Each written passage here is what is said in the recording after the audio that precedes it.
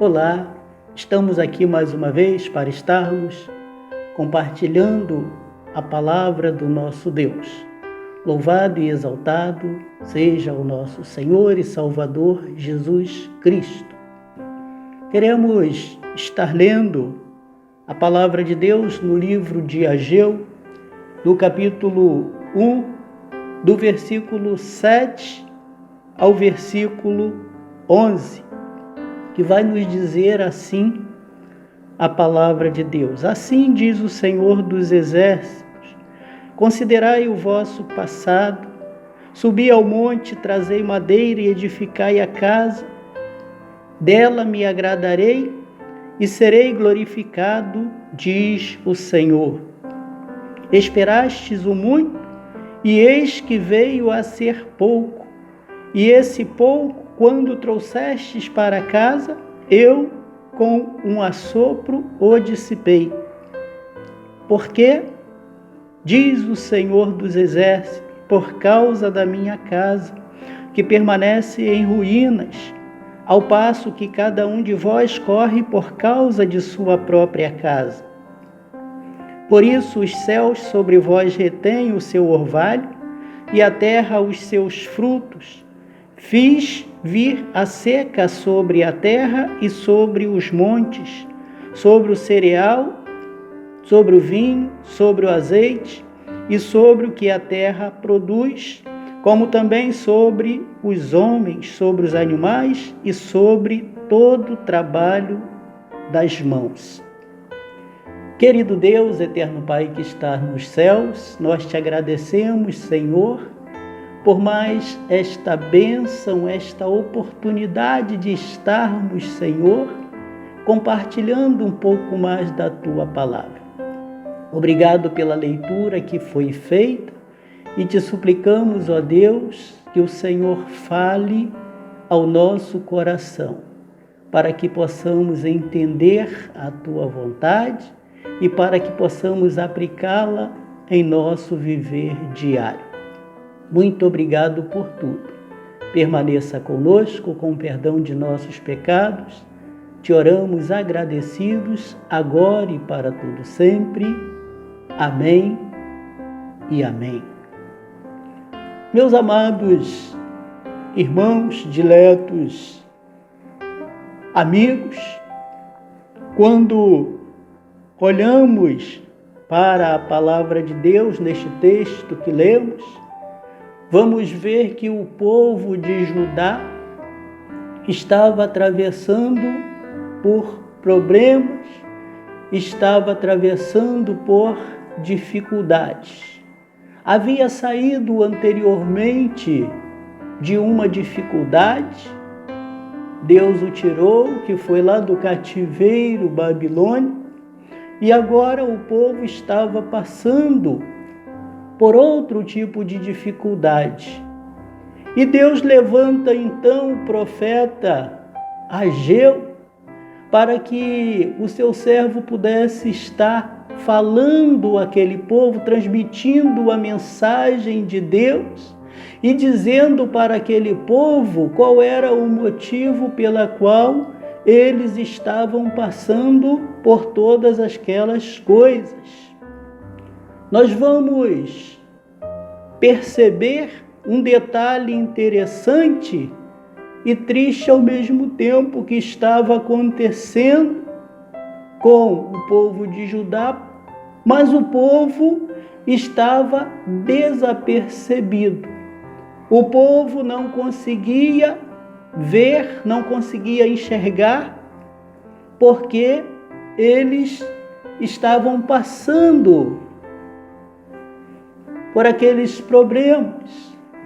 E o profeta Ageu vai dizer para eles que tudo aquilo estava acontecendo porque a casa de Deus, a casa do Senhor, estava em ruínas. E o povo não estava nem aí. O povo não dizimava, o povo não ofertava, e por conta desta questão, então, a casa de Deus, ela estava mal cuidada. Talvez, meus amados, o pensamento daqueles homens, o pensamento daquele povo fosse o seguinte: a minha contribuição, as minhas ofertas, o meu dízimo não faz falta na casa do Senhor. Até porque o que se dizia entre eles era que ainda não era tempo de edificar a casa do Senhor. Não era ainda o tempo de fazer as devidas reformas que precisavam serem feitas para que a casa do Senhor pudesse estar de pé e para que o trabalho espiritual com aquele povo pudesse estar transcorrendo de uma forma que verdadeiramente agradasse a Deus.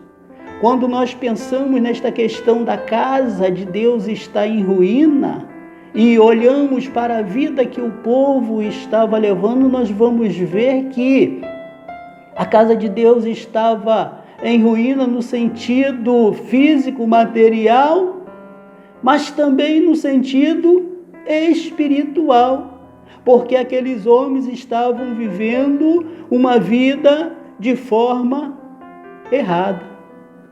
E então foi por este motivo, meus amados, que o Senhor usa o seu servo, o profeta Ageu, para chamar a atenção daquele povo. Interessante que lá no versículo 4, o profeta vai dizer assim: acaso é tempo de habitardes vós em casas apaineladas, enquanto esta casa permanece em ruína? Esta pergunta fora feita àqueles homens, porque aqueles homens estavam correndo, estavam trabalhando, estavam se esforçando para reformar as suas casas, para que as suas casas pudessem estar bonitas, para que as suas casas pudessem estar bem ornamentadas, e enquanto a casa de Deus estava se desmantelando, estava caindo aos pedaços.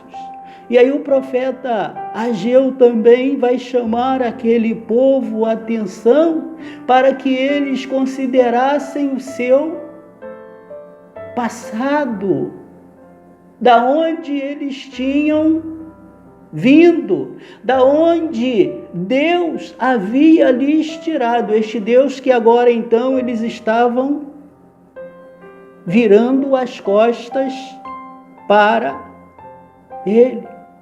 O povo que estava exilado lá na Babilônia, Deus então moveu para que aquele povo pudesse estar sendo liberto, aquele povo alcança a liberdade, aquele povo tem tudo agora ao seu favor para viver uma vida tranquila, mas uma vida também de louvor, de glorificação, de exaltação a Deus. E aquele povo, então, ele vira as costas para Deus. E Deus, então, cobra aquele povo. Deus dá uma trava, Deus dá um basta. Deus começa a reter as bênçãos que sobrecaía sobre aquele povo, para que aquele povo pudesse entender a sua vontade para a vida deles. E era isto, meus amados, então, que Ageu estava falando para aquele povo, que a mão de Deus estava pesando sobre a vida deles por conta das coisas erradas que eles estavam fazendo. Sabe, meus irmãos, o povo, às vezes, vive mal porque vive fora dos planos de Deus. Era assim que estavam vivendo o povo de Judá, e é assim que muitos homens sobre a face da terra também estão vivendo. E até mesmo muitos cristãos, servos do Senhor. E a palavra de Deus vem para nos advertir, então, neste dia, que para servir a Deus é necessário considerar o passado. Você tem considerado o seu passado? Quem considera, meus amados, o seu passado, coloca-se nas mãos de Deus. Sabe por quê, meus amados? Porque vão lembrar daquilo que passou lá atrás, de como era ruim a vida anterior, a vida sem Deus, a vida sem Cristo Jesus. Quem considera o seu passado ouve a voz de Deus, porque também vai lembrar quantas vezes se deu mal, quantas vezes passou dificuldades, porque trilhou por caminho errado, porque ouviu a voz errada. Quem considera o passado, então, meus amados, vai executar a vontade de Deus, coisa que o povo de Judá não estava fazendo, porque não estava considerando tudo aquilo que Deus havia feito na vida deles. E o convite de Deus, meus amados, para a nossa vida é executarmos a sua vontade, considerando tudo aquilo que Deus fez por cada um de nós. Para servir a Deus, meus amados, nós precisamos colocar Deus em primeiro lugar em nossa vida. Aquele povo estava colocando em primeiro lugar na sua vida os seus afazeres, as suas casas, as coisas próprias. Estavam esquecendo-se de Deus. Mas precisamos colocar Deus em primeiro lugar em nossa vida, no aspecto físico. Como os outros, os homens, aqueles que estão à sua volta, te vê. Sabe por quê? Porque a pessoa, quando está com você, quando ele conversa com você, quando ele está te observando, ele está fazendo uma leitura de quem é você. E você precisa se portar muito bem para que a leitura feita pelos outros ao teu respeito, ao meu respeito, seja uma leitura para a honra e para a glória de Deus. Precisamos colocar Deus em primeiro lugar em nossa vida no aspecto mental. Como temos visto Deus? Será que como o povo de Judá via Deus? Para não estar ouvindo a sua voz? Para não estar zelando pela sua casa? Mas a pergunta é para nós também. Como temos visto Deus? Meus amados, precisamos ver Deus da mesma forma que Deus nos vê. Com amor, com carinho, com respeito, com zelo, e procurando fazer tudo para que o nome de Deus possa ser exaltado, possa ser engrandecido, porque Ele é digno de todas estas coisas. Precisamos colocar Deus em primeiro lugar em nossa vida no aspecto espiritual. Precisamos realmente estarmos bem com Deus. E a pergunta é: como Deus nos vê? Então nós vemos que aí aspecto físico, aspecto mental, aspecto espiritual, 3 perguntas a serem feitas para que possamos responder. Como os homens nos vê, como vemos Deus e como Deus nos vê. Precisamos refletir sobre estas questões para que a nossa vida também possa estar em ordem diante de Deus e para que possamos fazer realmente aquilo que Deus quer que façamos. Vamos entender, meus amados, que aquele que retém o que é de Deus tem as bênçãos retiradas por Ele, por Deus. Aquele povo não estava dando ou entregando aquilo que não era deles, aquilo que era de Deus. E por isso o povo estava sofrendo. As bênçãos de Deus deixou de ser derramada sobre a vida daquele povo. Era isto, meus amados, que Ageu estava ali falando para aquele povo, para que aquele povo pudesse estar atentando para as coisas de Deus, para que aquele povo pudesse estar buscando fazer a vontade de Deus, para que Deus também pudesse, com prazer, com alegria, estar os abençoando. Você tem recebido bênçãos? Em que proporção? Com certeza as bênçãos naturais eu tenho recebido, você tem recebido, todos os homens têm recebido. Porque nós respiramos o oxigênio que Deus nos dá, que dá para todos. O sol que brilha para um, brilha para todos. A chuva que cai para um, cai para todos. São bênçãos naturais. Mas, com certeza, poderíamos, eu, você, os homens, estarmos recebendo muitas outras bênçãos que às vezes deixamos de receber, porque não temos também atentado na proporção que deveríamos atentar para as coisas de Deus. Você tem abençoado o reino de Deus?